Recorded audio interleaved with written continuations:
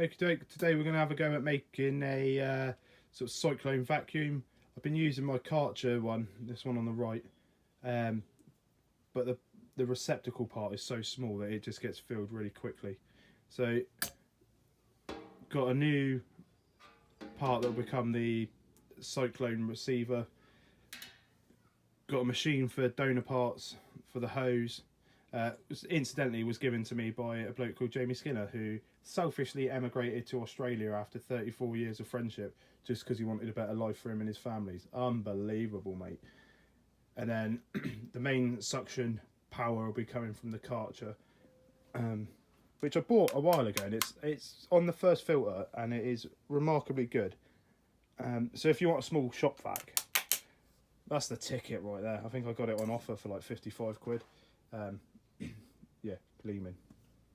Okay then, first job is to mark out and drill the hole in the top of the drum. I've got two little helpers with me here today, so this is going to be extra fun. Make the third line then. Let me give you a hand. Brilliant. So next job then is to open the hole up. So I've centre marked it with a centre punch. I'm going to start off with a 4mm drill, just to give me a fighting chance, and then I've got a 38mm hole saw, which is slightly smaller than the maximum diameter of this pipe. However, we can either cut the pipe or open the hole up to get where we need to be.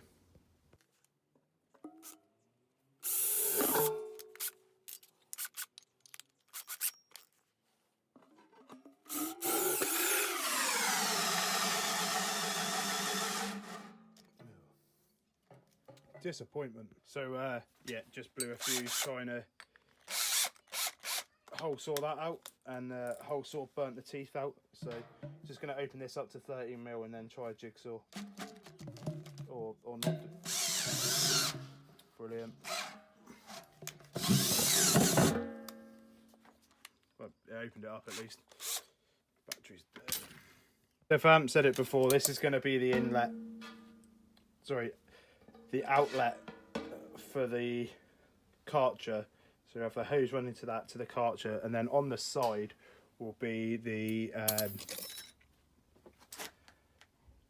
hose that will actually do the sucking up of the dirt or whatever.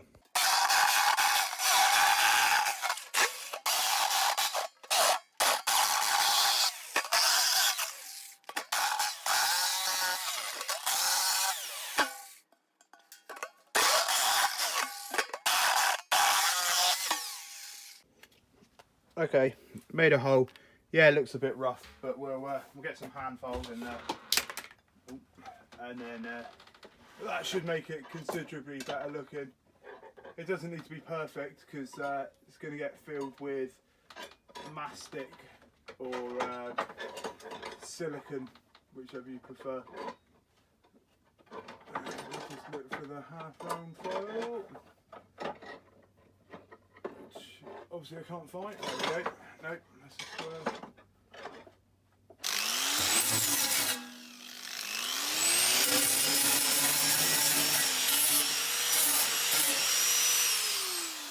Don't need much, just to take the edges off.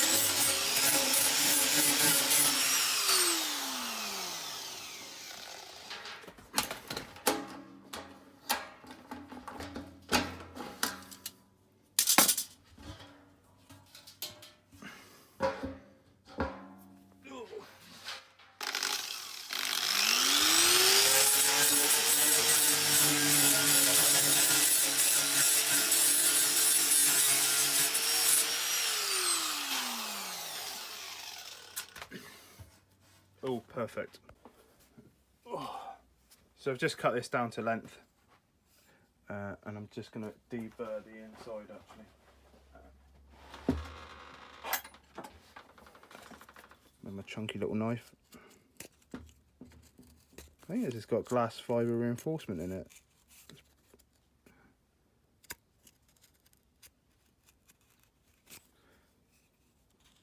Hench.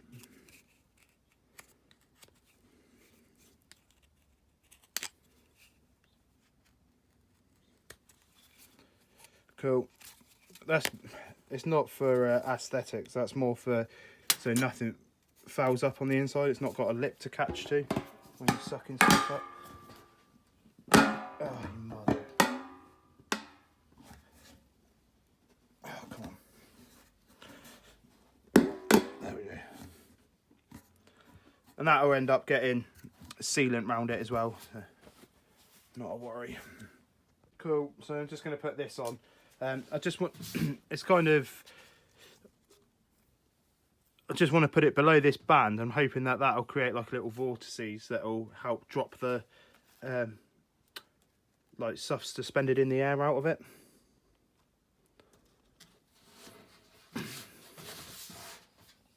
That's not good enough. Oh, I suppose it doesn't really matter where it is. It's all on a round surface.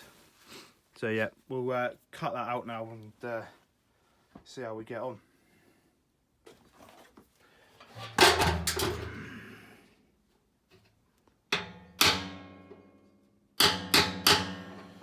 Cool.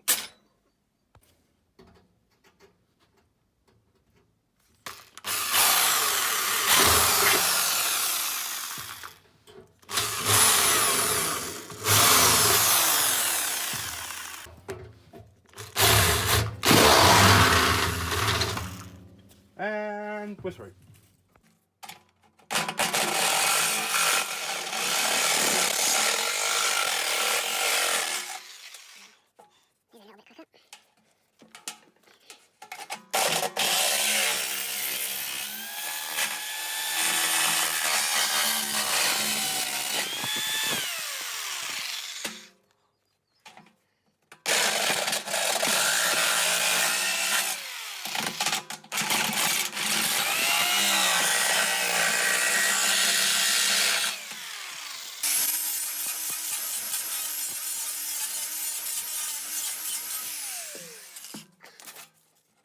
Alright then, to mark off the angle of what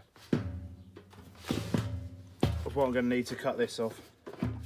Just place it in there a bit.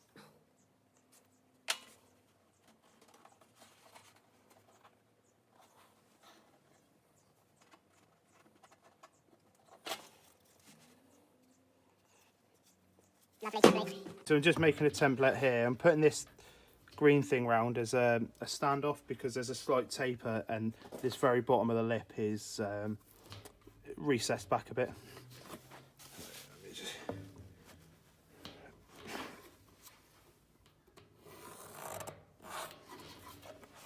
Cool. Right, that should be good enough. Okay, so this is the shape I'm going to cut out. Just a little bit of a lead in, and then that'll be the contour around the side of the drum, and I'll do that twice.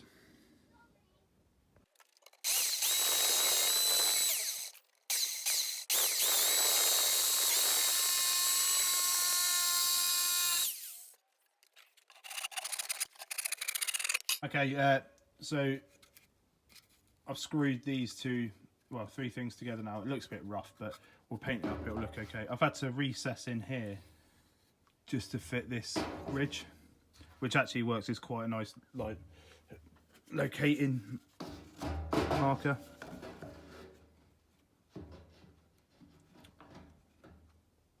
And that's how it's going to end up. Good stuff. Cool, so I don't know if you can see it from there actually, yeah.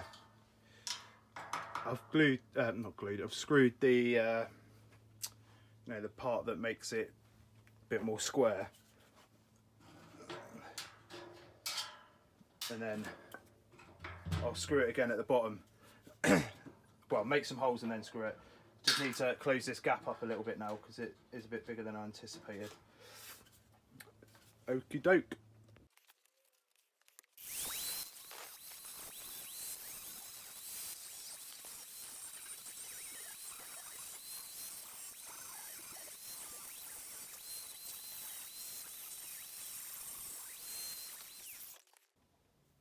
Okay, so I'm just going to stick some pop rivets in here just to hold this stainless steel plate that I cut up to close the opening of where the vacuum hose goes in.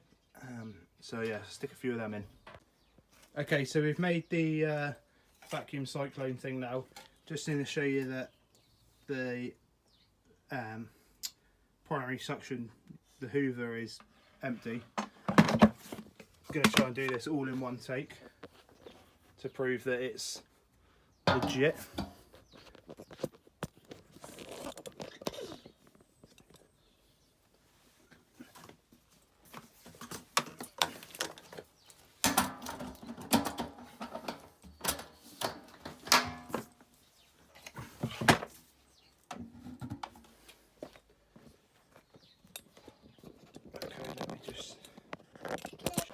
Had to stop there because my helper wanted to ask a question, and we're going to suck all of this up.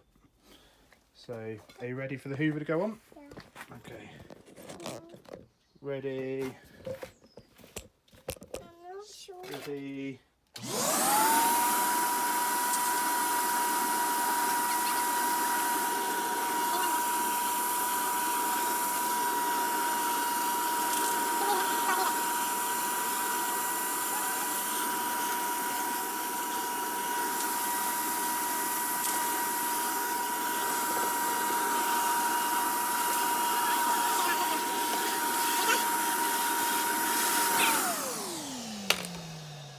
Stay there. Done. Good girl. Right, let's have a look how much went in the hoover then.